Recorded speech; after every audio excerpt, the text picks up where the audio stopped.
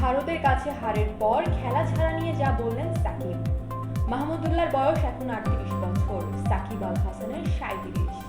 দুজনের বয়স বিবেচনা করে এবারে টি-20 বিশ্বকাপের আগে একটি প্রশ্ন অনেকের মনেই জেগেছে, এটাই কি সাকিব ও মাহমুদুল্লাহর শেষ টি-20 বিশ্বকাপ কিনা। ভারতের কাছে গতকাল সুপার 8-এ বাংলাদেশের ৫০ রানের হারের পর সংবাদ সম্মেলনে এসেছিলেন সাকিব।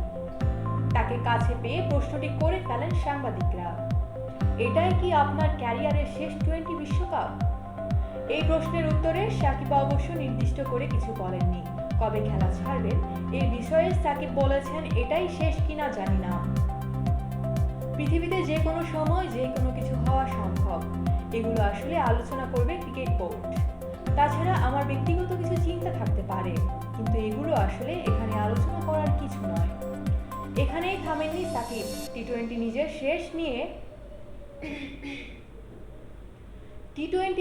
শেষ নিয়ে এরপর তিনি যোগ করেন, খেলাটা উপভোগ না করলে তো আর খেলার বিষয় নয়। তবে এটা আসলে সময়ের ব্যাপার, বিষয়টি সময়ের উপরেই ছেড়ে দেই। যখন সময় হবে তখন সবাই সবকিছু জানতে পারবে। সেই সময়টা কবে হতে পারে বলে মনে করেন সাকিব।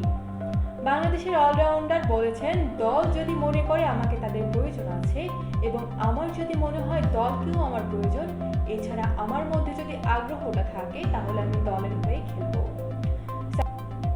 আর যদি খেলার আগ্রহটা হারিয়ে ফেলি, আমি আর খেলাটা উপভোগ না করি, তাহলে আর খেলব না।